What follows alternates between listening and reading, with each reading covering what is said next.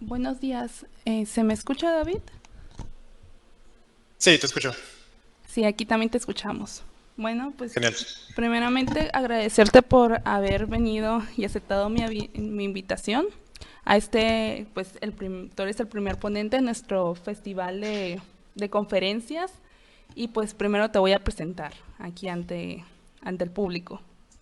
Bueno, pues David Rojas fue estudiante de la carrera de nanotecnología y pues, bueno, es ingeniero en nanotecnología en el 2013 y en el 2016 y también obtuvo su maestría en óptica física en el 2017 y 2019 y actualmente está estudiando su doctorado en astrofísica. Y sus proyectos actuales es la instrumentación para radioastronomía, instrumentación óptica para astronomía y observación astronómica. Y ahorita nos va a dar una plática. No sé, ¿yo la presento o tú la vas a presentar, David? ¿Está compartiendo mi pantalla completa? Si quieres, déjala, la comparte y me dices si se ve bien. Sí.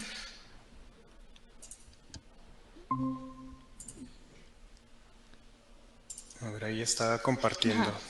Que sería instrumentos científicos para la astronomía. Y pues ya los dejo con David para que pues nos empiece a dar la plática. Muchas gracias. No, gracias a ti, Frida, por la invitación. Es un placer para mí ser el primer ponente de esta serie de charlas. Eh, pues qué chido que vinieron. Qué bueno que están interesados en... Me dijo Frida que es un club como de robótica. Entonces, es muy agradable dar pláticas a jóvenes entusiastas como ustedes. Sobre todo en esta área de instrumentación, porque en realidad en México hacen falta muchos instrumentistas. Ahorita van a ver todos los proyectos que hay, todas las cosas que hay en instrumentación. Y hacen falta muchos jóvenes, así que espero motivar a alguien para unirse a esta área del lado oscuro de la ciencia. Muy bien. Eh, para hablar sobre instrumentación científica, primero tenemos que dejar en claro qué es la ciencia. Cuando nos hablan de ciencia en la primaria, en la secundaria, siempre nos mencionan el método científico, ¿no? Que es como que observar un fenómeno natural, hacerse preguntas, tratar de resolver las preguntas y luego hacer experimentos para ver si la hipótesis que teníamos era correcta o no. Y justamente eso es la ciencia. La ciencia se trata de ver tu entorno, ver la naturaleza que te rodea, ver el universo, las moléculas, las células, las bacterias, los virus, ver cómo interaccionan con todos los medios que hay aquí en el universo, cómo interaccionan con nosotros mismos. Y es todo eso, esa experimentación, en primero lo hacemos con los sentidos. O sea, es nuestra primera aproximación a la ciencia es con los sentidos humanos, la vista, el tacto, el olfato, etcétera. Pero ¿qué pasa con los sentidos que están muy restringidos? O sea, para la naturaleza del universo, tan complejo que es, nuestros sentidos no alcanzan. Los sentidos que tenemos los seres humanos fueron desarrollados por mera evolución, entonces solamente nuestros sentidos alcanzan hasta donde la evolución nos dio. Esto es, podemos ver ciertos tipos de luz, hay muchos tipos de luz que no vemos nosotros, y los tipos de luz que podemos ver es porque el sol emite en su mayoría esos tipos de luz. Entonces los demás, las microondas, las ondas de radio, los rayos gamma, esos no los vemos porque no se necesitaban para ser evolutivamente fuertes o supervivientes, ¿no? Pero como los seres humanos somos bien curiosos y nos gusta mucho explorar el universo y queremos saber todo sobre el universo, creamos una especie de extensión de nuestros sentidos que llamamos instrumentos científicos. Un instrumento científico es, por ejemplo, un telescopio. Lo que hace el telescopio es que te va a dar una mayor resolución que la que tiene tu ojo. Entonces, cuando tú observas el cielo nocturno y ves un chorro de puntitos ahí blancos en todos lados, entre esos puntitos blancos hay un chorro de cosas. No solamente hay estrellas, también hay galaxias, hay nebulosas, hay cúmulos de estrellas. Pero con la simple vista no podemos distinguir la estructura de ellos, no podemos ver muchos detalles sobre los objetos que hay en el cielo. Pero una vez que pones un telescopio, puedes ver todos los detalles. Aquí les pongo un ejemplo. Este telescopio es el James Webb, es un telescopio espacial y nos da imágenes como esta que está acá a la derecha arriba. ¿Sí ven mi ratón o no?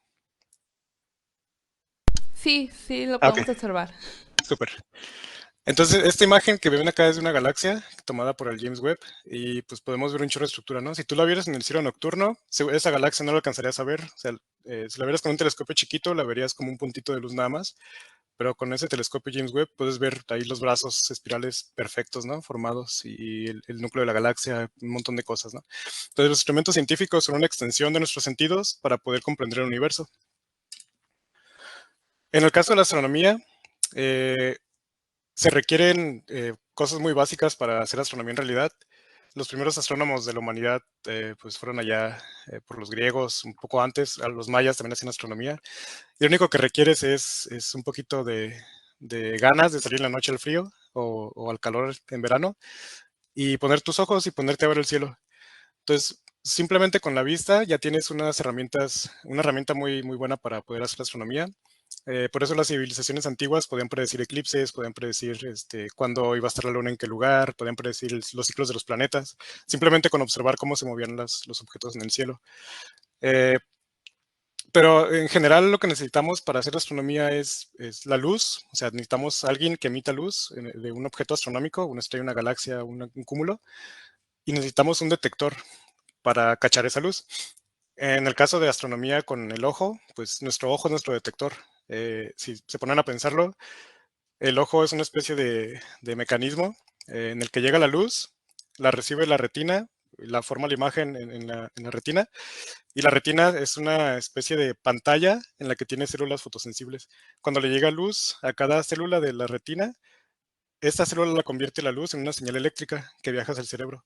Entonces el cerebro es una máquina así muy buena de tomar datos del medio ambiente y convertirlos en señales eléctricas que luego pueden ser procesadas por el cuerpo. Entonces somos unas máquinas bastante chidas. Entonces necesitamos luz y un detector para hacer astronomía. Es todo lo que necesitamos, nada más. Entonces, para hablar sobre astronomía, pues obviamente se requiere la luz, ¿no? Entonces vamos a hablar un poquito de la naturaleza de la luz. Este fue un tema de debate de muchos siglos, porque si a ti te preguntan qué es la luz, pues o sea, vas a saber qué es, pero no sabes cómo explicarlo. Es algo muy complicado de explicar.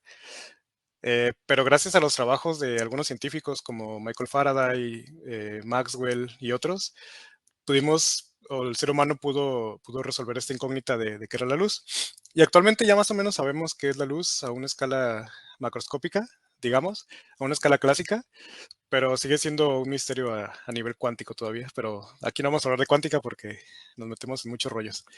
Eh, entonces la luz en general es una onda electromagnética, o sea, es electricidad de magnetismo, así nada más. Es un campo electromagnético. Si tú pones un campo eléctrico y lo pones a oscilar, ese campo seguramente va a provocar una onda electromagnética. Entonces, simplemente con tener cargas, o sea, electrones, protones moviéndose, ya estás generando ondas electromagnéticas, porque estos protones, electrones tienen campos eléctricos, pero si tú los mueves, emiten tal cual así luz. Eso es como funciona la naturaleza. O sea, todo lo que ustedes ven brillar ahí en el aula donde están, en el aula de proyección, o sea, toda la luz que ven ahí alrededor, la luz del sol, la luz que le pega a los objetos, son simplemente cargas que están moviendo por ahí. O sea, llega la luz, mueve cargas. Las cargas se mueven y emiten luz. Por eso cuando calientas un objeto, empieza a emitir luz. Entonces, en general eso es la luz. Es un campo electromagnético, una onda electromagnética y es electricidad de magnetismo. Eso es muy bonito. Es muy bonito saber que es algo tan simple y tan complejo a la vez. Entonces la astronomía lo que hace es jugar con la luz. Eh, ¿Por qué? Porque la astronomía estudia los objetos que están en el espacio, estudia los astros, estrellas, nebulosas. Por ejemplo, si queremos estudiar al Sol, no es tan fácil llegar al Sol para empezar.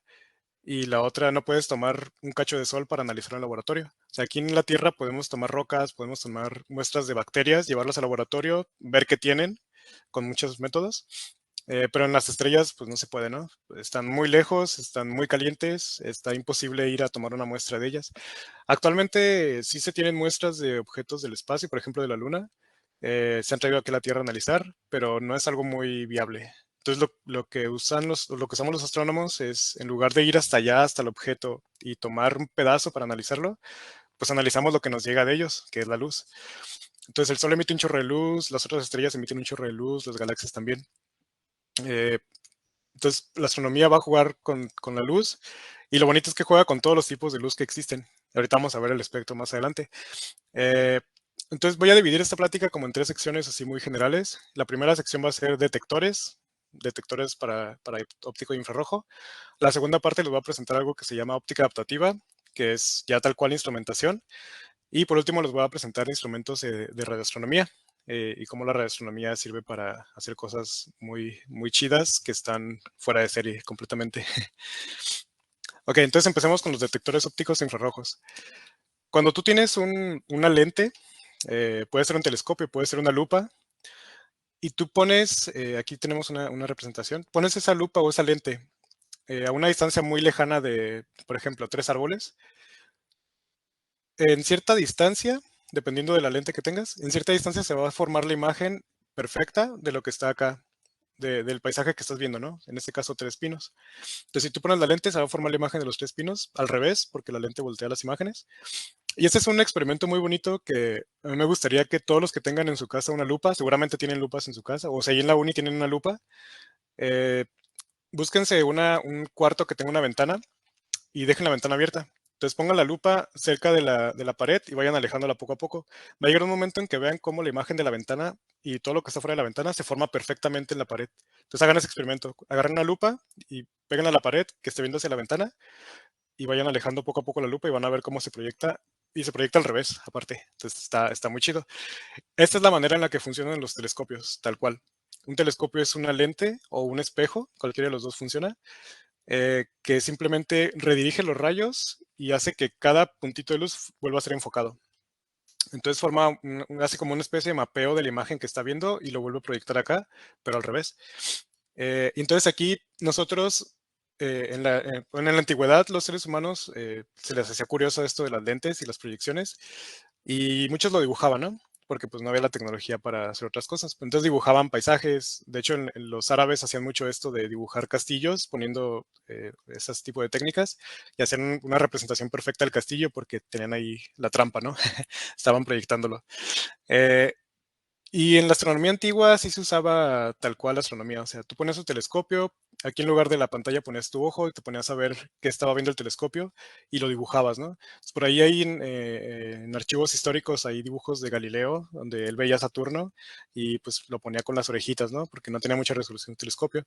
Hay dibujos de Galileo también en el que hizo dibujos del Sol, de las lunas de Júpiter.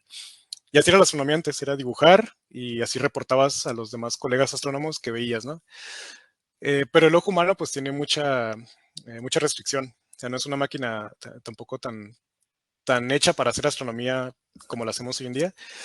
Entonces, como la ciencia tiene que ser algo repetible y el estar dibujando cosas no es muy repetible porque cada ser humano ve las cosas con cierta perspectiva. Entonces, si yo dibujo algo, seguramente Frida va a dibujar otra cosa diferente y estamos viendo el mismo fenómeno, ¿no? Entonces, como la ciencia tiene que ser algo que se repita, que tiene que ser repetible, en lugar de ponernos a dibujar, se empezaron a inventar materiales que guardaran la información que estaba proyectando acá. Entonces, esta información que está aquí proyectada en este cubo, si tú le pones por ejemplo, un papel fotográfico, el papel fotográfico tiene unos elementos químicos que cuando le llega luz reaccionan y cambian su estructura. Entonces, de alguna manera guardan la luz, guardan la imagen. No están guardando la luz en realidad, pero hay un cambio químico ahí en las películas fotográficas y ese cambio químico provoca que cambie el contraste de esa parte de la película, ¿no? Y así se forman las imágenes en películas fotográficas en blanco y negro, porque eran nada más sensibles a la intensidad de la luz. Luego, con el desarrollo de la astronomía, se fueron requiriendo cosas más avanzadas y se crearon estos chips que están acá a la derecha, que se llaman CCDs. Curiosamente, estos chips originalmente fueron diseñados para hacer memorias que funcionaban con luz. Luego se dieron cuenta que servían más como sensores para cámaras.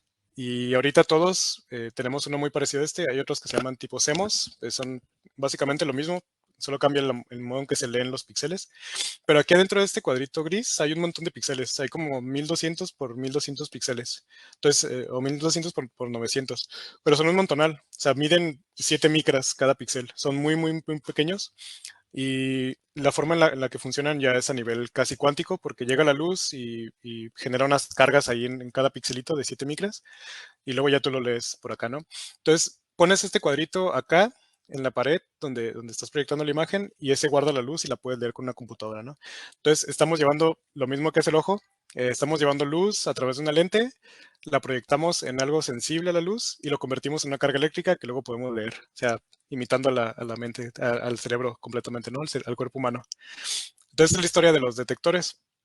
Estos detectores de este tipo, CCDs o CMOS, trabajan en la luz de tipo óptico, o sea, la luz que nosotros vemos, y también un poquito en el infrarrojo, que es luz que ya no alcanzamos a ver muy bien nosotros, pero pues hay un chorro en todos lados, ¿no?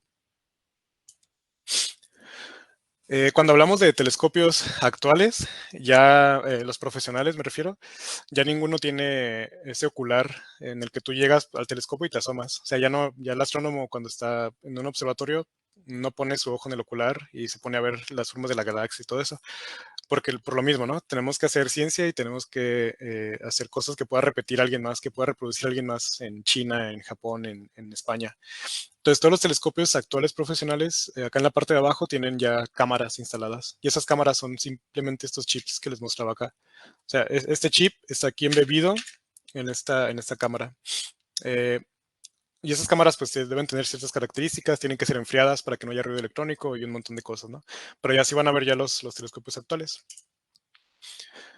Ok, entonces esos son los detectores que vamos a ocupar siempre, siempre, siempre para ver o para grabar la información que está llegando a los telescopios, ¿no?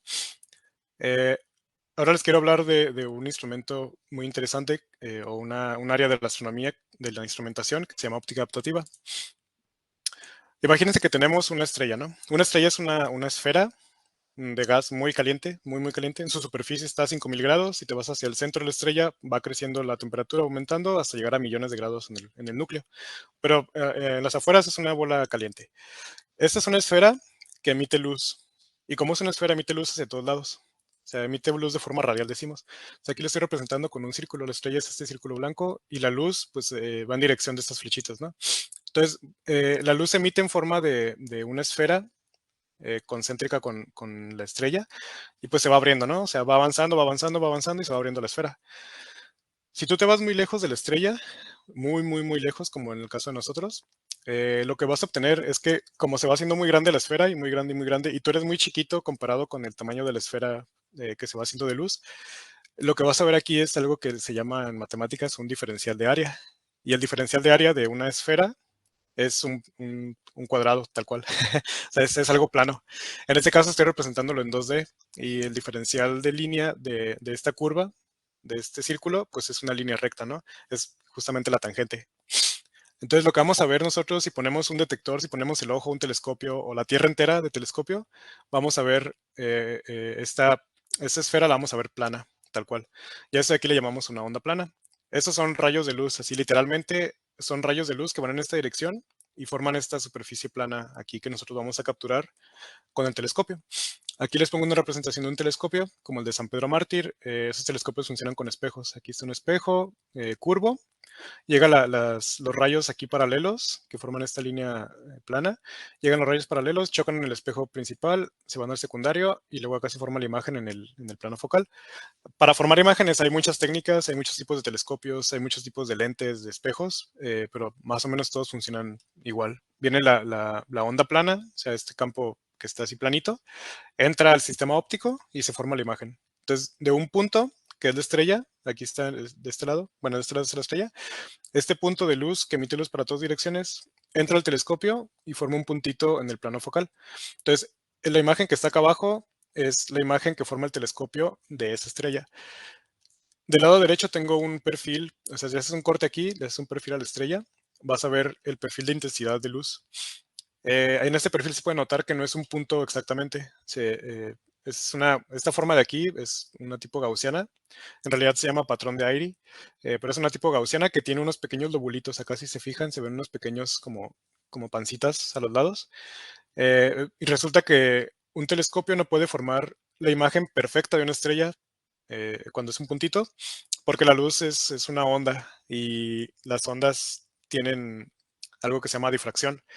Entonces no puedes formar una imagen perfecta de un puntito. Entonces lo máximo a lo que puedes aspirar con un telescopio es a formar este puntito, pero que tiene un anillo alrededor y luego tiene más anillos acá y más anillos y más anillos.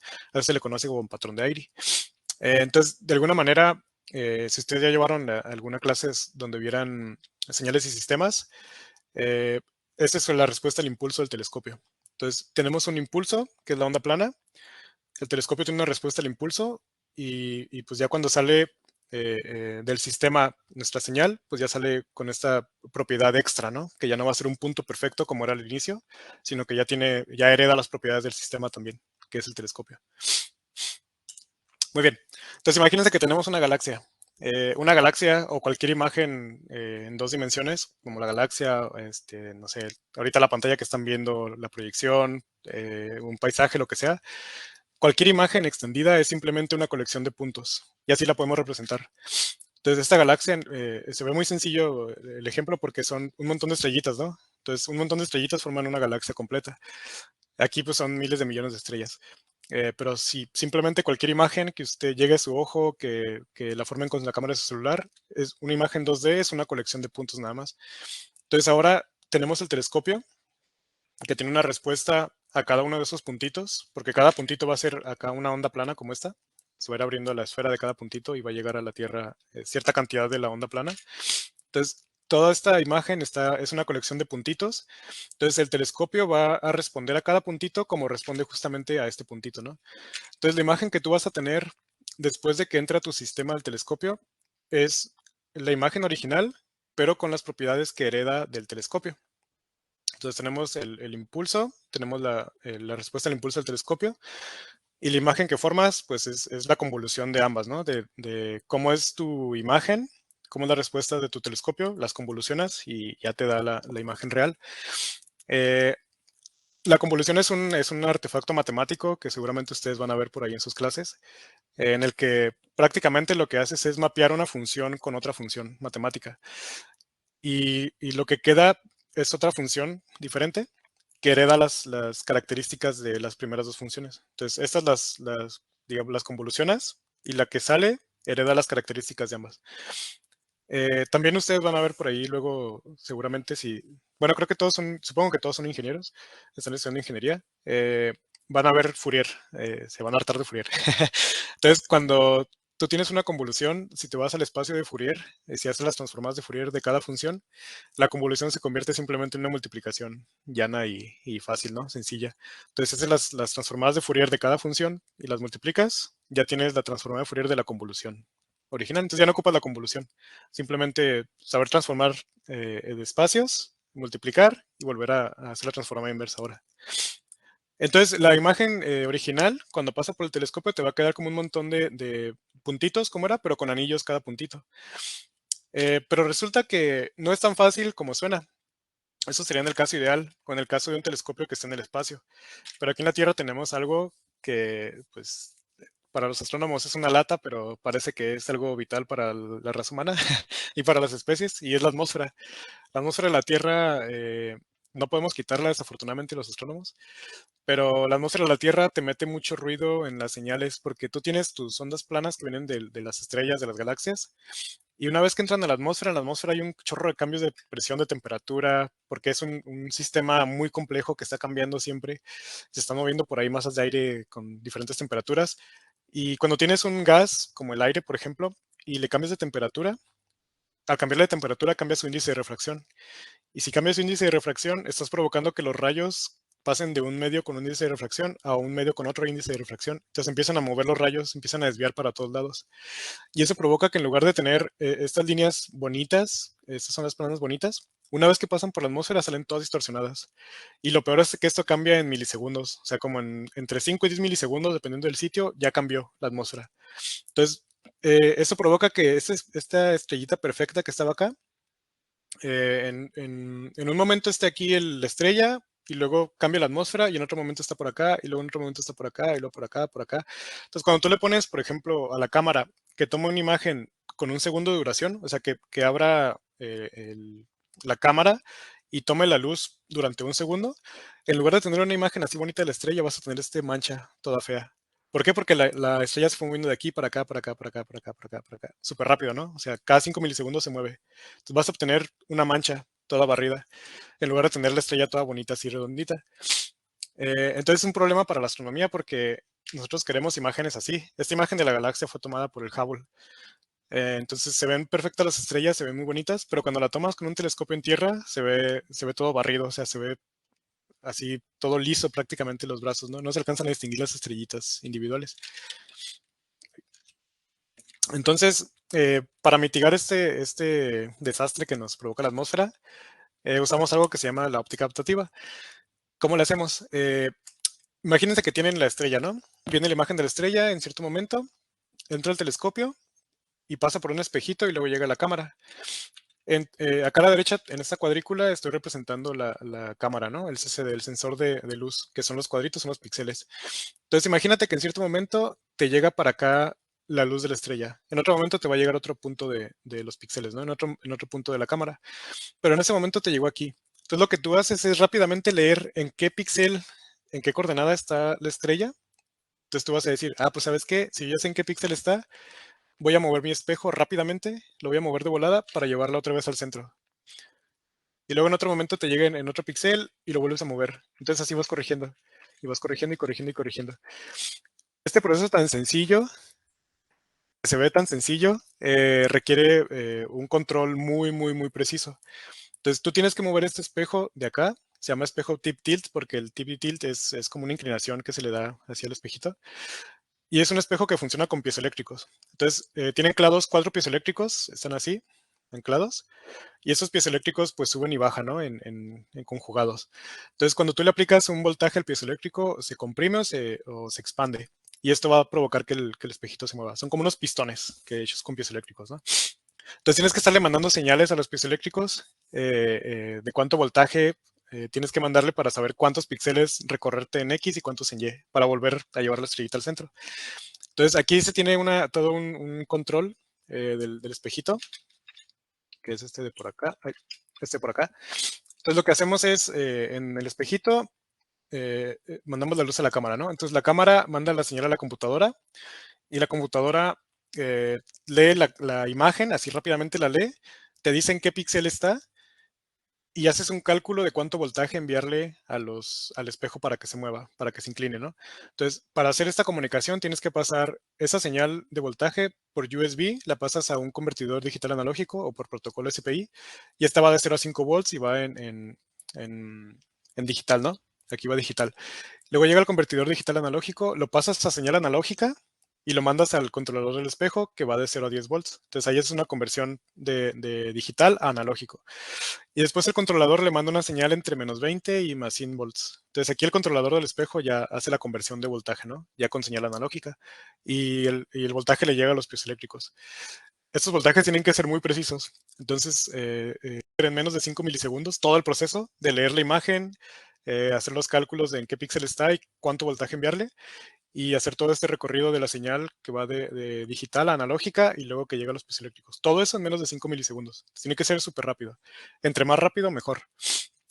Y bueno, esa es una parte, ¿no?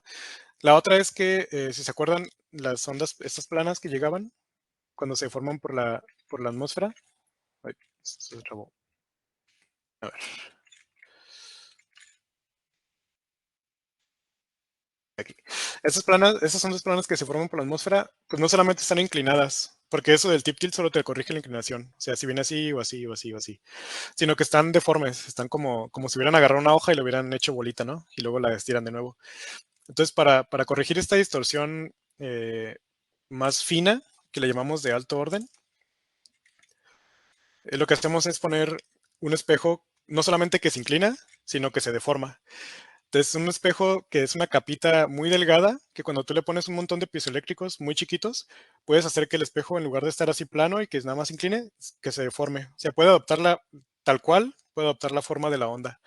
Entonces, hacemos una deformación del espejo, ponemos el conjugado de la onda que viene aquí toda, aquí, bueno, yo le digo churida, no sé, es una expresión de mi rancho, yo creo, pero viene toda deformada la onda, pones el conjugado en el espejo y cuando se refleja, porque es una superficie reflectora, sale completamente plana.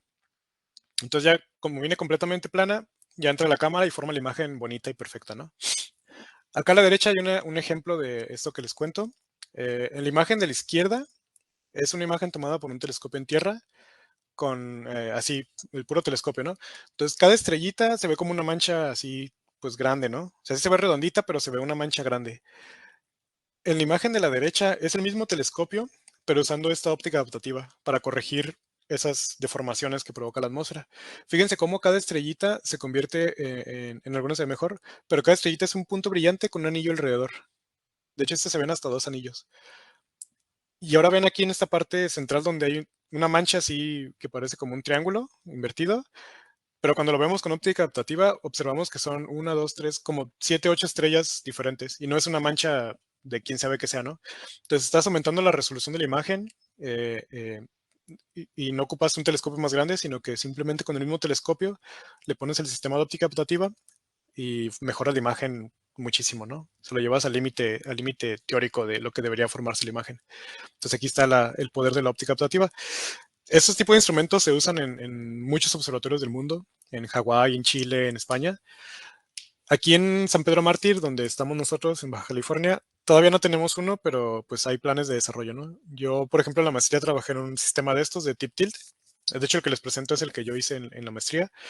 Y nada más que no llegamos a la parte del espejo que se deforma, pero pues nos quedamos en el primer instrumento, ¿no? Que es todo este control de la conversión de la señal y mover el espejo inclinándolo. Ok, entonces esa es la óptica adaptativa, un área bastante chida. Eh, pero hay otras áreas de la astronomía que también requieren instrumentos. Obviamente la óptica adaptativa no es el único instrumento óptico que existe. Hay muchísimos, casi cualquier área que ustedes busquen de astronomía va a requerir instrumentos. De hecho, cualquier área de la ciencia que ustedes o que existe en el planeta requiere instrumentos, todas las áreas. Entonces, la radioastronomía es un área muy bonita porque es relativamente muy nueva. Eh, hasta el siglo pasado, a principios del siglo pasado, nadie pensaba que se pudiera hacer astronomía en el radio. Bueno, primero definamos qué es el radio, ¿no? Hay muchos tipos de luz, como les comentaba al inicio, que no podemos ver. Nuestros ojos evolucionaron para ver la luz que emite el sol, la que más emite el sol y la que nos llega a la Tierra. Pero existen otros tipos de luz como la infrarroja, que son los que usan los controles remoto, por ejemplo, para mandar señales. Los rayos X, que lo usamos para ver los huesos del interior del cuerpo. Los rayos gamma, que esos son desprendidos por elementos radioactivos o por partículas que giran a velocidades cercanas a la de la luz. Tenemos ondas de radio, microondas también. Las microondas las usamos para calentar comida en el micro. Pero en realidad las usamos para telecomunicaciones también, solo que la gente no las conoce mucho en ese ámbito.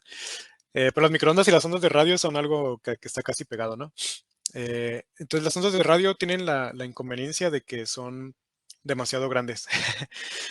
Eh, las ondas de luz, me refiero a el tamaño de las ondas es algo complejo, porque como la luz es un campo electromagnético que va haciendo esto, se va viajando, le llamamos longitud de onda o tamaño de la luz a cuánta distancia hay entre un pico del campo eléctrico y otro. Entonces es un ciclo de esa onda sinusoidal que representa la luz. Pero como es un campo electromagnético es algo complejo de explicar, pero básicamente eso es, ¿no? O sea, nos dice qué tan grande es la onda o qué tanto tarda en hacer este ciclo completo la onda del campo electromagnético que va haciendo esto el campo electromagnético, ¿no? Va aumentando y desapareciendo, aumentando y desapareciendo. Esa es una onda electromagnética. Entonces, el tamaño de la luz óptica es de unos nanómetros, 700 nanómetros, 500 nanómetros. O sea, en realidad es muy pequeña. Un nanómetro es una milmillonésima parte de un metro. Entonces es muy pequeña. Pero cuando hablamos de ondas de radio, pueden llegar desde centímetros hasta varios metros, ¿no? Entonces, construir telescopios para radio es algo complejo. Acá en la imagen de abajo les muestro algo interesante. La astronomía óptica tiene muchísimos años, desde Galileo empezó. Galileo fue el primero en apuntar un telescopio al cielo y ver qué había allá, ¿no? Porque los telescopios resulta que se fueron creados para la guerra. Se los usaban los ejércitos para ver barcos a lo lejos o ver tropas que venían cabalgando a lo lejos, ¿no? Y a Galileo se le ocurrió apuntarlo hacia arriba y dijo, pues vamos a ver qué hay ahí arriba, ¿no? Se ve interesante. Y descubrió también que la Vía Láctea, esa camino que ya no se ve en las ciudades, pero si van a la sierra o si van a un lugar al desierto, van a ver la Vía Láctea, que es como un camino así como de nubes, pero siempre está ahí en verano. Y nadie sabía de qué estaba hecho, o sea, había hipótesis y todo, pero Galileo fue el primero que la apuntó y vio que estaba hecho de un montoncito de estrellas, ¿no? Fue un experimento interesante, entre las otras cosas que descubrió. Entonces, la astronomía óptica tiene un montón de años, un montón de décadas, de siglos que estamos trabajando en ella. Y la radioastronomía, como les digo, tiene muy pocas décadas, es muy nueva. Pero lo interesante es que cuando tú tienes la atmósfera de la Tierra, la atmósfera absorbe un montón de tipos de luz. Entre ellas la luz, los rayos gamma, los rayos X, la ultravioleta. Y qué bueno que la absorbe, porque si no la absorbiera, no estaríamos vivos. O sea, no habría vida en la Tierra. La luz muy energética, como la de la ultravioleta para arriba, los rayos gamma, los rayos X, cuando le llega al ADN, la luz choca con el ADN y lo puede hacer cambiar su estructura química. Y eso provoca mutaciones. Entonces, aparte de que generarte un chorro de quemaduras en las células, te va a generar mutaciones y pues va a provocar que la vida se extinga. Entonces, una atmósfera que tape ciertos tipos de luz es benéfica para la vida humana. Y aquí en esta gráfica de abajo les muestro la transmisión que tiene la atmósfera en las distintas longitudes de onda, ¿no? Aquí en los nanómetros, pues está el óptico, y llega hasta acá, hasta una micra casi. Y para acá para abajo, de 0.1 nanómetros para abajo, están los rayos X, los rayos gamma, los ultravioleta. Para acá pues ya la luz prácticamente no pasa, ¿no? Está en cero transmisión, 0% de transmisión. O sea, la atmósfera bloquea todo este tipo de luz, no nos llega. Entonces, aquí en la Tierra no podemos hacer no podemos hacer astronomía de esas longitudes de onda. O sea, no podemos observar rayos gamma, no podemos observar directamente rayos X ni luz ultravioleta, porque la atmósfera te la cubre, te la absorbe toda completamente. Hay otras técnicas para hacerlo, algunas indirectas, pero lo que más se usa es mandar satélites al espacio, mandar telescopios que observen esas longitudes de onda al espacio, porque allá no hay atmósfera, entonces allá sí le llega toda la radiación. Y resulta que los astros, las estrellas, galaxias y todo eso, emiten luz en todas las longitudes de onda. O sea, el universo no le importa en qué longitud de onda ves tú, el universo emite luz en todas las longitudes de onda, ¿no? Se emite de todos los tipos de luz. Luego aquí hay un pequeño bajón en la opacidad de la atmósfera, o sea, nos puede llegar un poco de luz aquí en el óptico. Si se fijan, aquí no hay, aquí baja la curva o sea, la curva de transmisión más bien sube, porque está al revés la gráfica. Entonces la transmisión empieza a subir, a subir, a subir, y aquí en el óptico hay casi un máximo. Casi llega al 100%, no llega al 100%, pero más o menos llega al 80, 90%. Y luego por aquí vemos unos piquitos, y, y fíjense acá en el radio. O sea, aquí desde 1 milímetro hasta un poco más de 10 metros, vean toda la ventana que tenemos para observar en el radio. Y todo esto lo estamos desaprovechando hace unas décadas atrás, ¿no? Porque pensamos que no había fenómenos físicos que emitieran en radio, pero resulta que sí los hay. Entonces, aquí, a partir de aquí empieza la ventana del radio y tenemos todas estas longitudes de onda para observar. Fíjense, o sea, comparen el tamaño de longitudes de onda con este de acá, ¿no? O sea, la escala es muchísima. O sea, tenemos más oportunidad de ver acá fenómenos físicos que en el óptico. El óptico es una ventana muy chiquita, en el radio está gigante la ventana, ¿no? Entonces podemos observar un chorro de longitudes de onda y un chorro de fenómenos. Porque resulta que cada longitud de onda, o sea, cada tipo de luz está asociada a un fenómeno físico muy particular, o a varios fenómenos físicos, pero muy particulares. Puedes saber un chorro de información sobre las cosas con eso, ¿no? Pero el problema de la radioastronomía es esto, justamente, ¿no? O sea, el tamaño de las ondas, imagínense que quieres ver ondas de 1 metro, requieres telescopios gigantescos, porque resulta que la resolución de un telescopio depende de la longitud de onda y del diámetro. Si tienes un diámetro muy grande, puedes ver ondas más grandes. Si tienes un diámetro muy chiquito, ya no puedes ver ondas grandes, porque hay un límite en la resolución. Entonces, para observar ondas de algunos metros, tienen que crear telescopios como este, como un radiotelescopio como este. O sea, vean el tamaño. Este es de 100 metros de diámetro. Aquí está una torrecita aquí en esta parte, y en la torrecita está una persona, y aquí está la persona, ¿no? O sea, en la foto de la antena total no se ve la persona aquí. Entonces, realmente es gigante. Y aún así, este radiotelescopio de 100 metros no basta para hacer astronomía tan precisa, ¿no? O sea, sí puedes hacer buenos datos y todo, pero para tener una imagen de una galaxia, por ejemplo, no podrías con ese telescopio. Resulta que para hacer radioastronomía a nivel óptico, o sea, para tener imágenes de estrellitas así bien puntuales, bien bonitas, requerirías un telescopio del tamaño de la Tierra, un radiotelescopio del tamaño de la Tierra, pero pues los gobiernos se enojaron y dijeron, no, ¿cómo vas a agujerar la Tierra para poner un radiotelescopio? Pues no nos dejaron, y pues entonces no tenemos radiotelescopios del tamaño de la Tierra. Pero como somos bien intensos los radioastrónomos, pues decidimos buscar o analizar la forma de crear telescopios del tamaño de la Tierra sin tener que ponerlo físicamente en toda la Tierra, ¿no? Entonces lo que se usa es algo que se llama interferometría. Y esa es la parte que a mí me encanta de la astronomía, de la radioastronomía, porque estás jugando con las ondas electromagnéticas. O sea, cuando tú imagínate que tienes dos antenas espaciadas por cierta distancia B, y a esas antenas les llega la misma onda plana. Entonces, como están espaciadas, están en diferente punto de la Tierra, la onda plana pues va a llegar así inclinada, ¿no? Entonces, a esta antena de acá, a la 2, le va a llegar primero que a la 1, porque están al nivel de piso las dos, ¿no? Entonces, le va a llegar primero a la 2 que a la 1. Y este retraso geométrico es un tiempo de retraso que va a provocar que la onda electromagnética tenga una fase diferente. O sea, cuando viene la onda así haciendo esto, la onda sinusoidal, eh, cuando llegue a la antena 2, a lo mejor va en este punto el ciclo de la onda, ¿no? Pero cuando llegue a la antena 1, ya va a recorrer o va a haber recorrido un poquito más.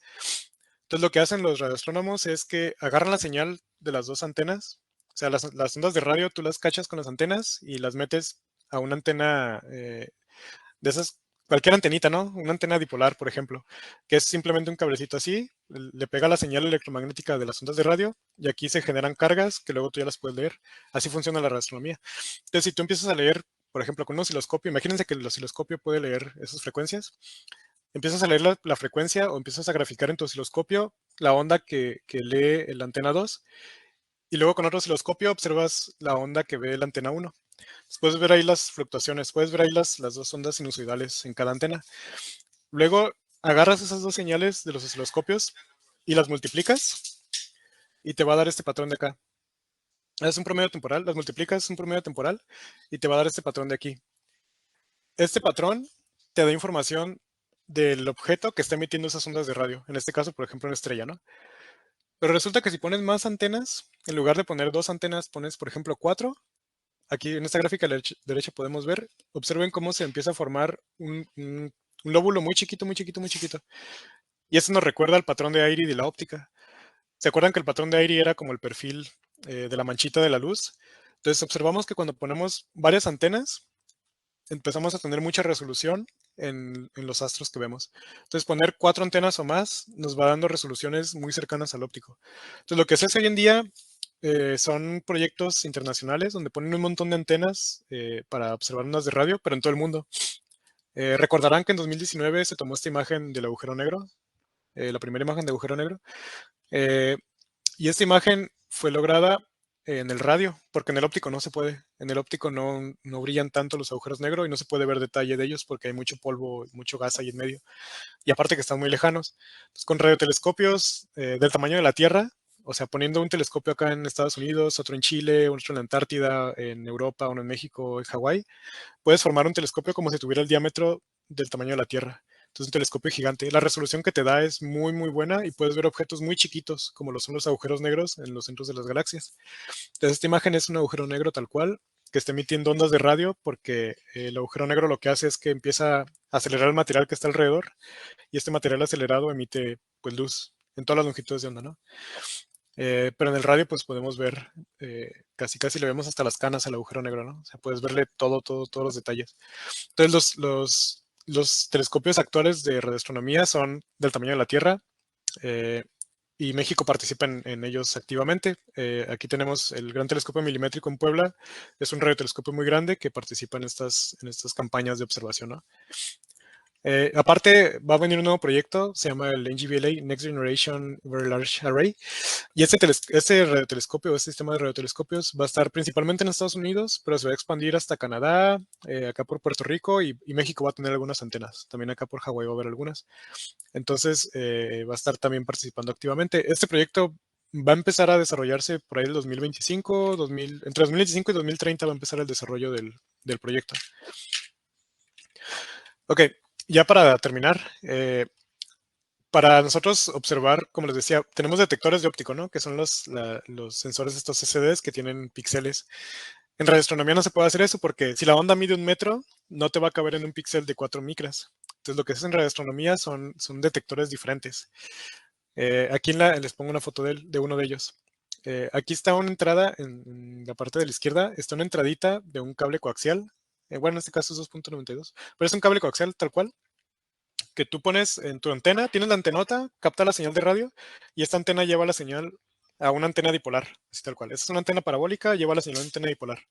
Esta antena dipolar puede generar cargas porque se empiezan a mover los electrones con la onda de radio y esas cargas tú las llevas por un cable a este puerto de aquí, ¿no? Coaxial. Luego este puerto lo que hace es que empieza a amplificar la señal. Como es muy baja, o sea, la señal que nos da la luz es muy, muy baja, necesitamos amplificadores de muy bajo ruido. Entonces aquí ponemos en este caso 2 amplificadores de 40 y tantos decibeles de ganancia. Y luego esa señal, en este caso la dividimos en 3 partes. Nos interesan 2 partes. En una de las partes ponemos un filtro pasabandas, que es un filtro que te va a dejar pasar la señal con cierta frecuencia. O sea, en este caso está en 20 GHz la frecuencia. Es la frecuencia de la onda de radio que estamos observando. Y el filtro de abajo te va a dejar pasar la señal nada más en 25 GHz. Entonces, con esas 2 señales tú ya tienes una medida de cómo emite un objeto astronómico en esa longitud de onda o en esa frecuencia precisa, ¿no? Y con esto puedes hacer un montón de física, de ciencia. Puedes saber a qué velocidad se mueve, se aleja de nosotros, se acerca, qué materiales tiene químicamente, si tiene agua, tiene otros elementos químicos complejos, si tiene cuánto hidrógeno, cuánto oxígeno.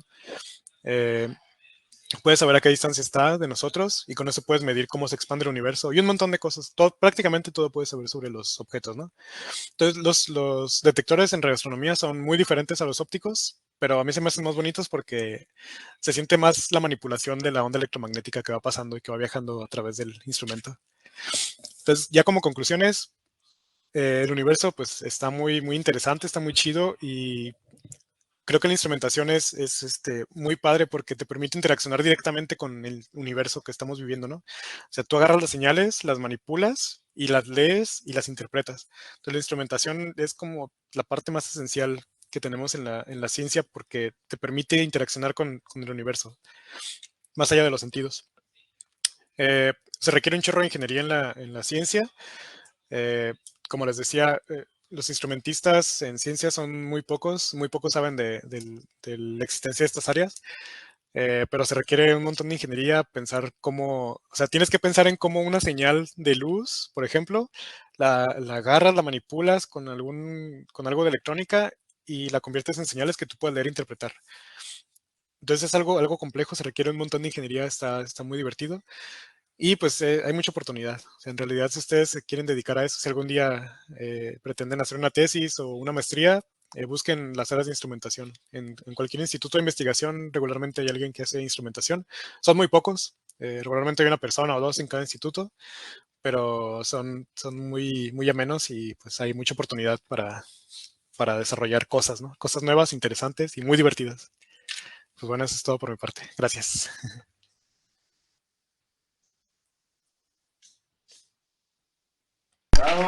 Muchas gracias.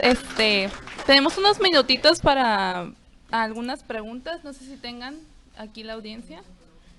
¿Preguntas? ¿No?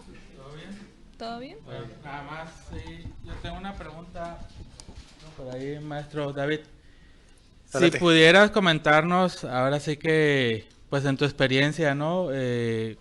Pues, ¿cuáles han sido los retos que has tenido, pues a lo largo de estas investigaciones, ¿no? Que has logrado aquí con los chicos. ¿Son diferentes chicos del tronco común? ¿Son del tronco común? Sí. Son del tronco común de ingeniería y pues ahí te están escuchando, ¿no? Ahí para que los motives. Claro, claro. Sí, de hecho han sido varios retos.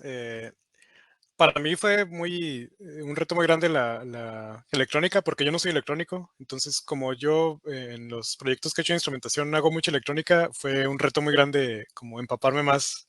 Llevé electrónica muy básica en la uni, un curso nada más, y pues no sabía nada prácticamente, ¿no? Ni soldar siquiera.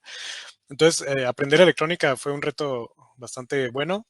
Eh, y como consejo, si quieren dedicarse a esto, pues gusto muy grande por la electrónica, por la programación, que a lo mejor ahorita ustedes dicen, no, es que programación está bien chafa y no la entiendo, no puedo programar, pero van a ver que les va a gustar. O sea, es cuestión de que agarren un buen profe, hagan prácticas en su casa. La programación es muy divertida porque es un proceso que no, o sea, te estás resolviendo un problema de una manera que solamente tú lo ves de esa manera, ¿no? Pero resolver problemas es lo que hacemos en ciencia y en ingeniería también. O sea, te ponen un problema enfrente y tú tienes que buscar la manera de ingeniártelas para resolver ese problema, y cada quien piensa diferente. Entonces, ese proceso creativo que tenemos los científicos ingenieros es algo único de nosotros, y por eso los científicos ingenieros estamos hechos para cualquier parte de la industria, ¿no? O sea, en Europa saben muy bien que, por ejemplo, alguien con un doctorado en física o ingeniería va a ser muy importante para una empresa. De hecho, por ejemplo, el Barcelona tiene en su nómina un chorro de astrofísicos porque saben que los astrofísicos pueden resolver cualquier tipo de problema, pueden manejar un chorro de datos y hacer análisis con gráficas y hacer un chorro de análisis ahí, ¿no?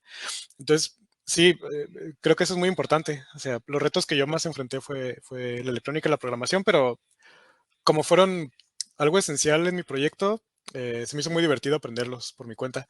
Sean muy autodidactas también, porque eso es lo que les va a ayudar un chorro.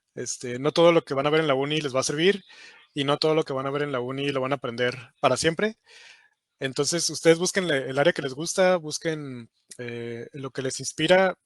Si ven un video en YouTube y dicen como que mira, este tema es interesante, pues empiecen a investigar sobre eso y vayan trabajando sobre eso, porque al final ustedes van a ser expertos en algo cuando ya sean, a lo mejor cuando llegan a una vida profesional, pero pues tienen que probar diferentes cosas para saber en qué van a ser expertos y qué les va a gustar para hacer toda la vida, ¿no? De igual manera puedes cambiar de opinión en cualquier momento, pero sí, ser autodidacta es algo bueno. Tienen que apasionarse por algún tema eh, que ven en la uni o que esté por fuera, ¿no? Pero sí, eso es importante. Ok. Pues muchas gracias, David. Pues te agradecemos. Ahora sí que en nombre de la Facultad de Ciencias Químicas e Ingeniería te haremos llegar tu reconocimiento allá al correo.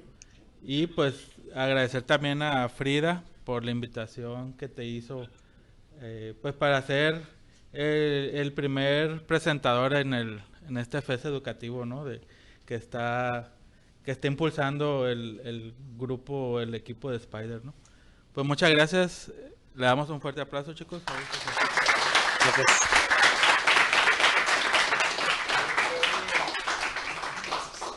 ¿Sí se escucharon los aplausos Sí, sí, sí. o que le den más fuerte? Ah, sí, sí, escucharon. Pues muchas gracias a ustedes. Fue un placer estar aquí con ustedes. Gracias, Frida, por la invitación. Si en algún momento les interesa la astronomía, pueden venir acá a Ensenada, al Instituto de Astronomía, y pueden platicar conmigo, con los investigadores y ver qué se hace acá y si hay áreas de tesis o cosas así, ¿no? Tenemos puertas abiertas siempre acá en los institutos de investigación. Entonces, si les quedaron ganas de hacer astronomía, vengan y acá los atendemos. Bueno, entonces, pues ya cierro con la llamada y también los que nos están viendo por Facebook, pues muchas gracias por su atención y muchas gracias por asistir. Gracias, saludos.